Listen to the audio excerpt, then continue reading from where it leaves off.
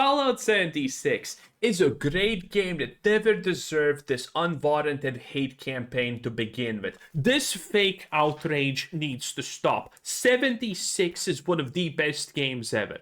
You have probably heard this garbage dribble lie already before. There's a lot of people who are very, for some reason, interested in selling you the idea that Fallout 76 is not a pile of garbage, that it's actually worth playing for some reason, even though it's obviously not.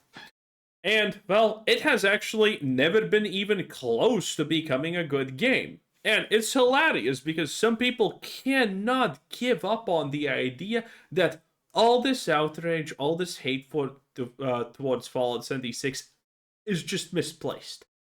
That it's not real. That actually it's just a really good game, but people cannot admit it for some reason. Yeah, because that has happened in the history ever. No, it has not. Dude, every single day on Twitter, honestly, I am seeing some stupid post about, oh, Avowed actually is a really good game. The hate campaign towards it was uncalled for and unnecessary. It's actually a really good game if you give it a chance. People did give the game a chance, and it was shit. That's why everyone left it. What do you honestly think? Do you honestly think because of a couple of people on Twitter, on YouTube, making a video or making a post about a game being bad and them not liking it is gonna somehow affect the person, not a person, but everyone else playing the game, and they're gonna be like, someone on YouTube said this game is bad. I must dislike it now because I have no soul. I am a golem. No. Now, obviously, this is not true. This is not a real thing. And these people keep posting that constantly. Oh, the fake outrage towards game that failed miserably. Sad. You may have heard some of the stuff in this video, but you probably haven't heard everything in this video. But we have to start at the beginning. So the countdown. This started on May 30th, 2018. Initially, the expectations were for a New Vegas-style spin-off, and by the end of it there was a trailer that didn't explain anything. But it did subtly hint that this was different. Todd got up on stage and told us 76 was online only, there was no human NPCs, PvP would be optional, it was a creation engine tweaked for multiplayer, and yeah, you know the rest. The reaction to E3 was a healthy amount of skepticism, because a lot of people were thinking Fallout 4 already wasn't great. There was a lot of anger that it wasn't the New Vegas-like spin-off that we were expecting, and there was a lot of anger about the this was at a time when people still hadn't figured out and accepted the fact that Todd Howard absolutely hates New Vegas and wants it destroyed. Man, it took a long time for people to figure that one out. Online-only NPC situation. Also, real quick, if you want to buy a mug, they're 20% off until February 4th with the code 50K. So then we got the beta. They were actually pretty clever with the name on this. They called it the Break It Early Testing Application. Very Vault-Tec coded. And the beta showed a lot of problems. There was server crashes, your quest progress would just wipe, your quest also just wouldn't progress, enemies wouldn't spawn, they'd be invincible, and there was thousands of other bugs. These were notably not fixed for release. So then came the launch. Turns out imagine Bethesda fixing anything. Also, by the way, I don't remember a lot of people actually talking about the beta of 76. I just remember that it came out and it was astonishing how absolutely buggy of a mess the game was. People still think I'm lying because I was there at the launch. I was there day one, boy. I was right there in the trenches. And I can tell you from personal experience and literally from everyone's experience who played that thing, the amount of bugs Fallout 76 had was astonishing. It was completely unprecedented. There was barely any functioning part of the game. Okay? The only thing that didn't bug out most of the time was like inventory management. And Fallout 76, when it launched, for literally weeks, I tell you, you could not play the game for more than 3 minutes without encountering a bug that just completely takes you out of it and just disconnects you from the game or ruins your experience. And when the game did work, Baseline 76 was just such a boring pile of shit. Man, it was boring. Man, it was dull. Man, it was bad. PvP wasn't optional if you knew what you were doing. It being a Bethesda game and all, people just figured out how to get around all of that. Your camp would constantly reset itself every time you got online or even just switch servers. Like I said, thousands of other bugs. I'm not PvP started if someone shot you and you shot them back. That's how you engage in PvP. But if you didn't, congratulations. here to talk about bugs. You guys have heard about the bugs a million times. There was absolutely no endgame content, so players made their own, and more on that in a bit. The design fail of 76. There kind of was endgame content, but it was shitty because it was just like, haha, nuke a location, yay. There were no real raids, no real anything. There was just like, nuke this location, farm mobs that spawn. Good luck. And the idea that players had to make their own content was, by the way, something that Bethesda pushed onto players that didn't happen automatically. Because Bethesda was like, guys, you need to make your own endgame content. Some of you can become mutants. It was so stupid.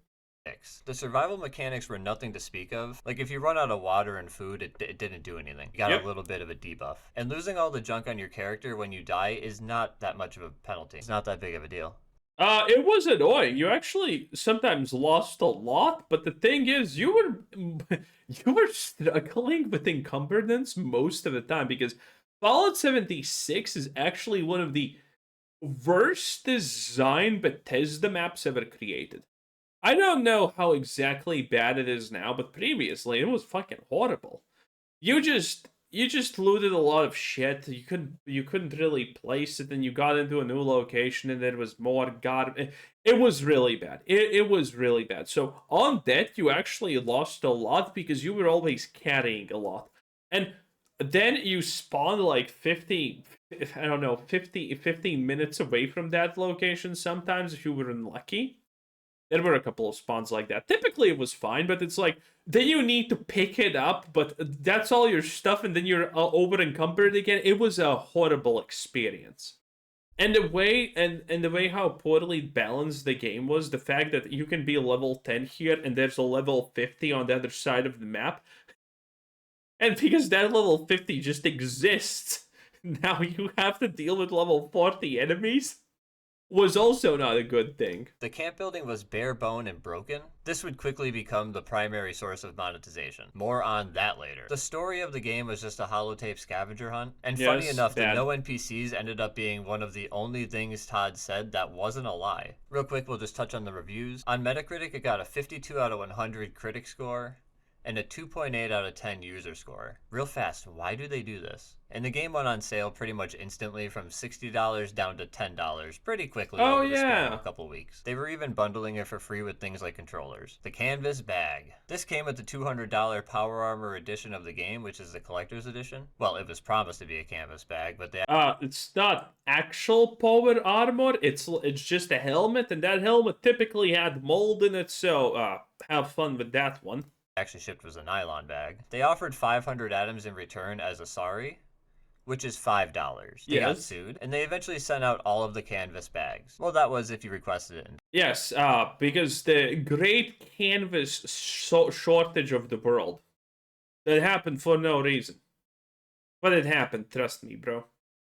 There was a lot of account security issues. People would log in and just be on a completely different character. Some devious vault dwellers discovered how to steal other people's inventories. They could even take— Oh yeah, that was also a thing that happened. I forgot actually about this specific thing.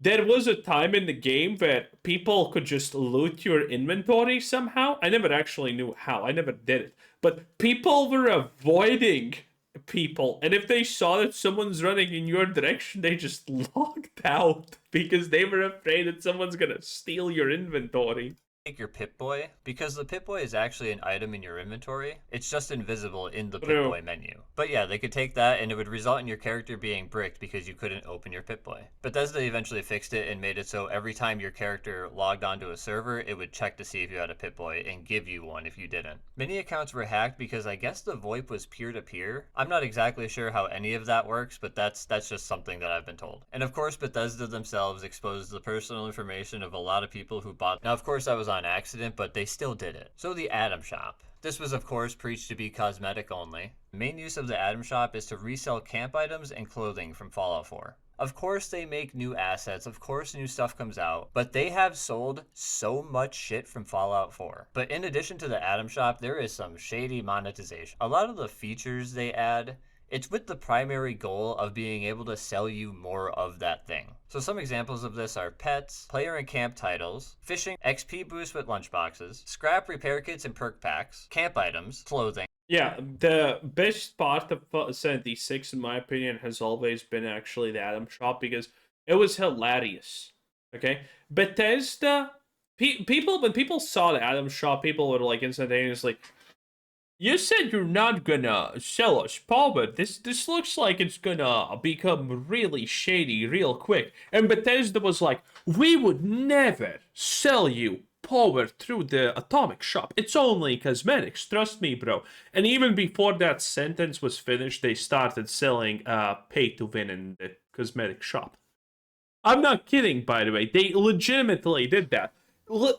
Less than 3 days passed after that statement that it's never gonna be pay to win, and them making the cosmetic shop pay to win with things that actually influence your game, like repair and scrap kits.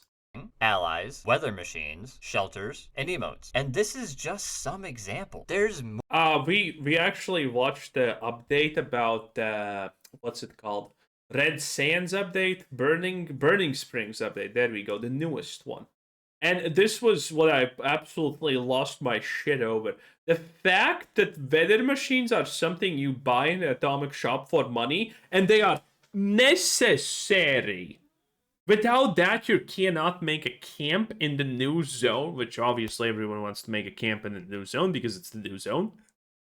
Without the weather machines that are you need to buy for real money, you cannot make a camp in the new zone because it's gonna just burn down real fast. Man, that is hilarious. More shit. There are even weapons on the season boards. And if you miss it, they will sell you it in the Atom Shop. Real fast, gotta talk about Fallout first. It's $100 a year or $13 a month. It gives you private servers that sometimes just aren't private. They've pretty much fixed it now, but you used to be able to find other people in your private worlds. And you still can get a reused world that had someone clearly in it before you loaded it up. It gives you unlimited junk storage, which is a huge deal in the game. You get exclusive items from the Atom Shop, and sometimes you actually get the privilege to buy something. Like you get the privilege to give them more money. Oh, no. This is not actually the worst part about Fallout First. The worst part about Fallout First is the fact that it doesn't matter how much you play, the battle pass that you get, you will not be able to farm everything. And some really good stuff, some really cool stuff that people like, is at the end. And the battle pass, at least it worked like this a while ago, was you needed to buy the whole thing in a section to get the new section. So, you need to buy the whole thing or a certain amount of stuff in a page to be able to buy stuff from the next page. So, obviously, I don't need to explain to you how absolutely troglodyte that type of microtransactions are. But yes, this is what they did. Privilege to I'm pretty sure they still do it. Give them more money. And they give you like 1,400 atoms monthly or something like that. Wastelanders is a big update that a lot of people point to as the point that Fallout 76 got fixed. It was the NPC update. It added absolute lies.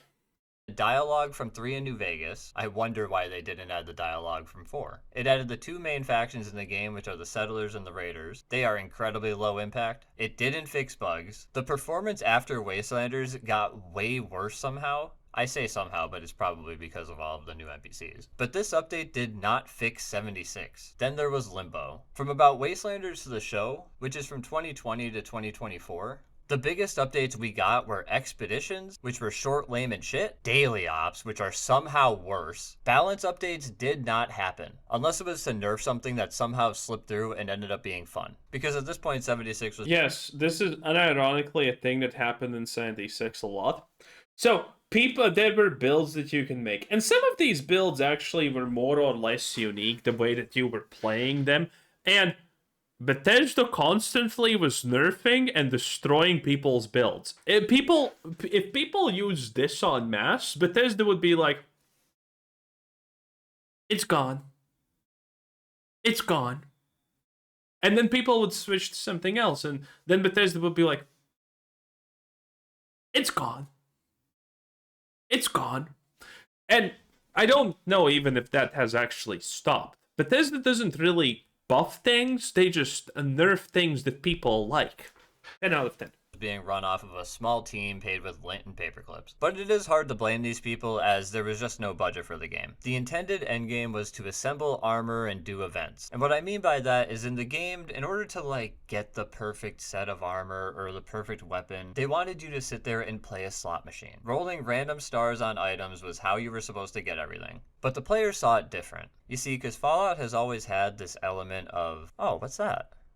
I want that. And in a multiplayer game, you can't have those kinds of items. Because, in Fallout 4, if you saw something and you wanted it, but it wasn't available to you, you could just spawn it in. You could just have it. But in a multiplayer game, you're obviously based on servers and everything, so you just can't do that kind of stuff. Or can you? The endgame became obtaining the items that you aren't supposed to have. This includes quest items, so a lot of the quest items in the game would have a really nice design. Like David's trophy, for example. That's a nice item. And 76 has the ability to display items. So the idea was you would steal these items from quests, and then you could display it and show what you've done. Another avenue for this is cut content. Now I know what you're thinking, that sounds ridiculous. How would you possibly have cut content? Because even if you were to obtain cut content, surely the developers would just take it from you, right? No, they fucking don't. There are literally hundreds of items in the game that are not actually seen anywhere in the game, but a lot of players are running around with them. Now, of course, some are more rare than others, but if you play 76, on PC, mind you, I The black market, by the way, for 76 is insane.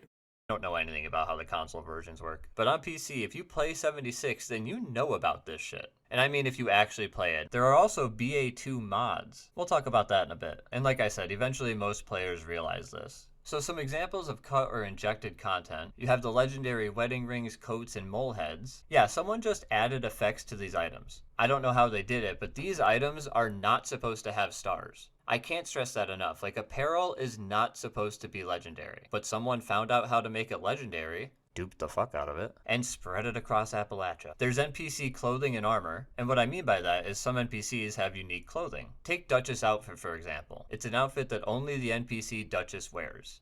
She will not give it to you, but here it is. There are cut quest items. Now this is a tier deeper than quest items, but there are a lot of items in the game that look really cool, but they're not in the game anywhere. But don't worry, got those too. There's a lot of cut plans in the game. Once you learn the plan, you can build the item infinitely. Well, there's a lot of them that were cut out of the game and people got them and some of them work. And there's injected items from Fallout 4. These are your animatronic alien blaster. This was at the very start. People figured out for some reason that Fallout 76 has Fallout 4 inside of it. So they spawned the Pridwin. Yes. And then blew it up because that's a thing that you can do for some reason. It was insane, okay? The stuff that happened here was insane, especially at the start. Because people were taking developer items. They were going into the developer room, which is an actual physical location for Fallout 76, and they were stealing and taking items from it, and Bethesda had absolutely no way to figure out if you did that. Then they found a way to figure out if you did that, but people just made an account, went into the room, stole everything, dropped it on the ground, and picked up with their main account, and you can still find some of those Fallout 76 items on eBay. I'm pretty sure still you can. I haven't checked. But that was a massive thing because those items are insanely powerful. There's a lot of weird mod boxes. All of these items. Oh, and Bethesda banned people and sent them emails. We will unban you if you tell us how you did this. Peak Bethesda, boys. Were obtained by stealing from the dev room, exploits, trade, accidental. And this is why Bethesda really can't take much action. They can't just run a scan and be like, oh, this person has this item, we can punish him. Because someone could just walk up to a new player and just drop these items on the ground for him. The player is not going to know anything about it, so they're just going to pick them up. Another player could walk up to a player vendor and just buy it out of a vending machine, not knowing what it is. So Bethesda doesn't take individual action on players. And of course, another way you can get these things is by duping. Gotta mention the dev room raids. They've gone on since day one. It continues to this day. They go in, grab I had no idea that's still a thing. stuff, transfer it, repeat. The items are duped, traded, or sold for RMT. And I want to know, is there any other game that has this going on? I've tried and I cannot think of a single other game that just lets their players have the cut content.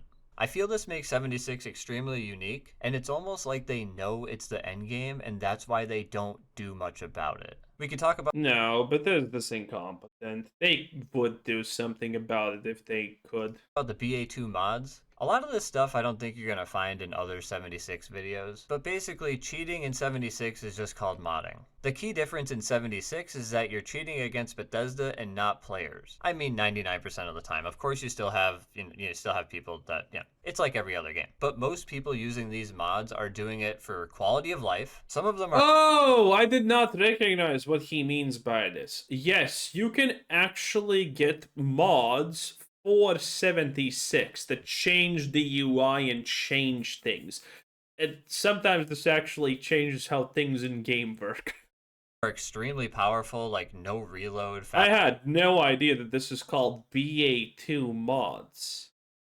Yeah, this is the first time I hear this name, but this concept, I know of it. Faster fire rate and no clip. Now, I don't like cheating in any game, but it is funny that in 76, I would say 99% of the cheating goes on versus Bethesda, not versus players. TV show. So like I've said before, Bethesda didn't expect the TV show to succeed, so they had nothing ready besides a ghoul skin for the Atom Shop. Now, to be fair, I believe they gave this away for free. This is true, by the way.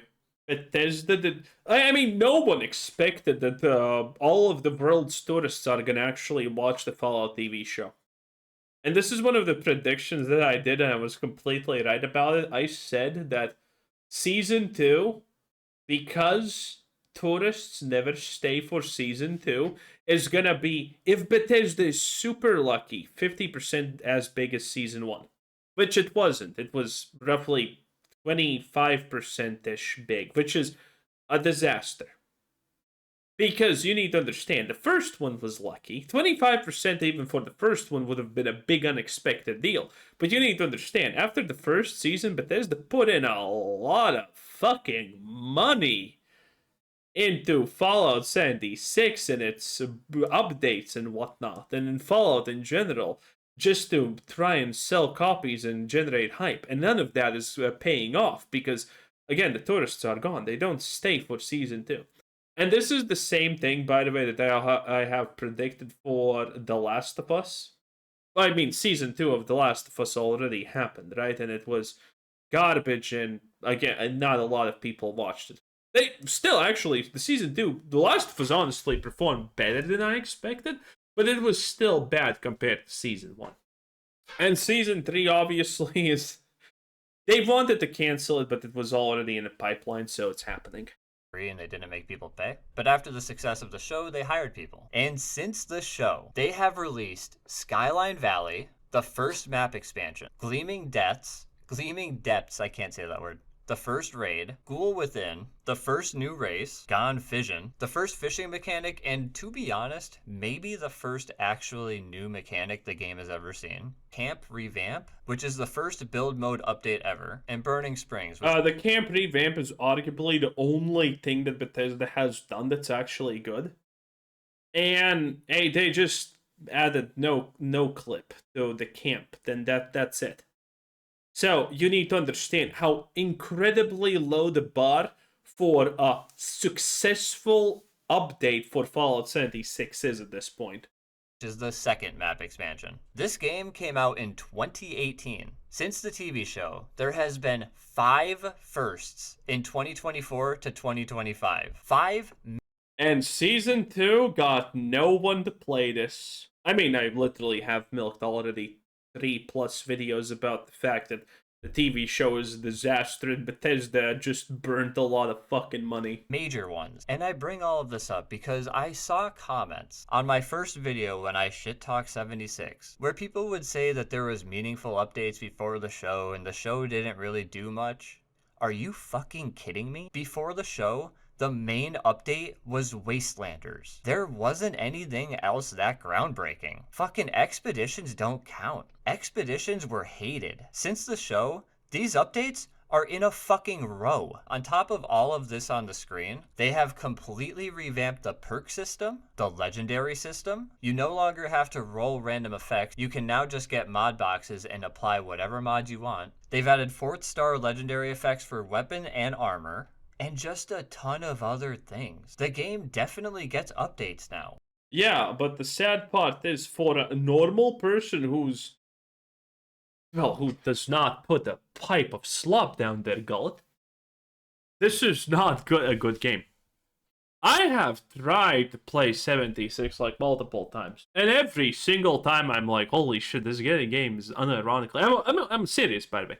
I do hate Bethesda, but I am still impartial. I am still fair in my criticism. If Bethesda ever does anything good, I will say it.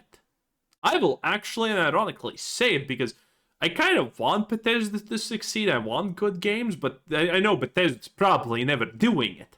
Okay? And every time I have played 76, it's the worst. And there are people who try to tell me, oh, you didn't play it properly. Oh, you needed to do this, this, and this. Like, why would I need to do this? It's an open world game. Like, why the fuck would I need to do explicitly these things in a row? Well, why is that why do I need to do that? That's stupid. And that's not even shown in the game anywhere that that's how you're supposed to do it, okay? Second of all, people are going to be like, oh, you only spent 7 hours playing 76? You needed to spend 50 hours, then you would understand it. Oh, did you finish the quest line of this? No, you didn't. You only finished half. So how do you know it's good? Well, how do you know it's bad in this case? Because the first half of the quest line was ass. I hated it. It was stupid. The dialogues were dumb, and nothing mattered. That's how I know it was stupid. I don't care for the rest of it because the first part was so bad. That doesn't mean any of this stuff is good content, but it does get way bigger updates now. So why do people think 76 is fixed? Because the people just constantly yap about it, and that's pretty much it. Honestly, again, it's just a bunch of people yapping, oh, it's good. The people who are gonna try and push 76 on you, the amount of them is just astonishing. Anyway, that was Drawn Out. 10 out of 10. Bye.